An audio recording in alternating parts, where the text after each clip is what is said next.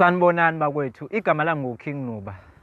Bengicela after umamele le video lena, mhlampe umenshine umngani wakho, umuntu osemndenini wakho, noma umuntu nje wake wambona ozolidinga lolu sizo lolu engizolusho la. Ngokokukhula ngikhulele emzimkhulu emakhaya, endaweni esemakhaya kuthiwa iGematsheni. Yeah. Isifiso sami ukuthi mhlampe kuthuthuke umuntu omusha, abantu abasha bathuthuke. Bengicela mhlampe if ukhona umuntu omaziyo or wena uyalidinga lolu sizo. If mhlampe wenza umatric wangawupasi kahle udinga uku-upgrade, ngikhona mina. Ngingakunika imali mhlawumbe u-upgrade lo mali edingekelayo esikoleni u-upgrade. If udinga mhlampe ukwenza i-license, kade udinga ukwenza i-license, awukhona ukwenza i-license, ngikhona mina. Ngingakunika imali yokuthi mhlampe uqale phansi wenze lenazi ukhuphuke nayo uyogcina sowenza i-license. Mhlampe makwenzeka ukuthi umuntu omusha unamabhizinisi or ufisa ukuvula ibhizinisi, ngikhona mina. Ngaba ibhizinisi lokudayisa, mhlampe ngingakunika ukuthi u-ode isitoko sika 5,000, ngikunike lo mali. Not ukuthi uzoyibuyisela back, cha. Kuzobe yakho, uthuthukise ibhizinisi lakho. Mhlampe uyadayisa or uyathunga or uyathuthukisa noma yini ofuna ukuzithuthukisa impilo yakho. Ngicela ungithinte, ngikhona mina for ukuthi ngikusize. Noma yini ngikhona.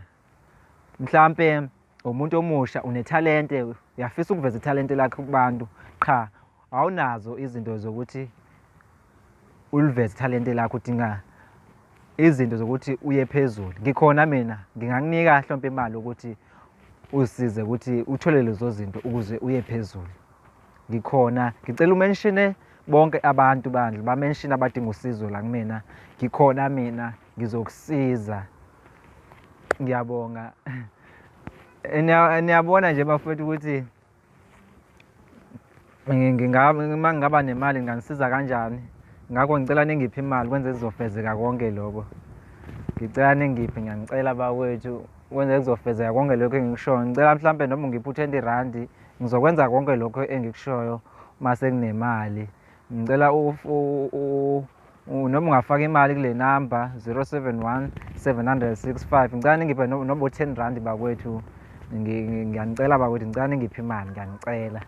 Mhlawumbe nje nami nginganipha mase ningiphile imali. Ukhona bese ngisizile mhlawumbe ubuthe uzongisiza, ngithembisile. Ngicela usendele mfethu mfethu. Usethembisile ukuthi uzongisiza. Ngibe igama lakho ukhulu benze. Ubese ethembisile ukuthi mhlawumbe bekuphela inyanga uzongisiza noma ingo5 rand. Angithi kunjalo? Yebo mfethu kunjalo. Yebo kunjalo. Mina ngumuntu ongathembela ngiphatha imali kakhulu. 5 rand ngiyawufaka ngenyanga, 2 rand 50 ngiyawufaka ngenyanga. Kuya ngokuthi ufuna malini, ngiyifaka imali zokufakela.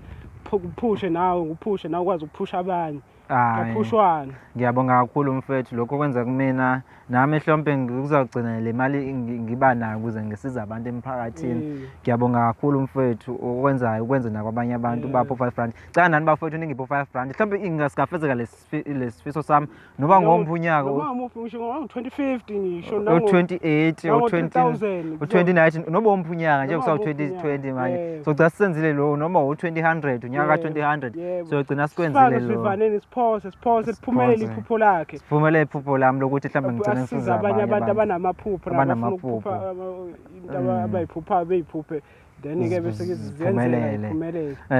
Mfowethu angibonge kakhulu. Hayi kuyabongeka. O5 rand bakho bazokwenza umehluko kakhulu makuphela inyanga njalo. Yebo kunjalo. Ngiyabonga kakhulu. Sibonge bakwethu.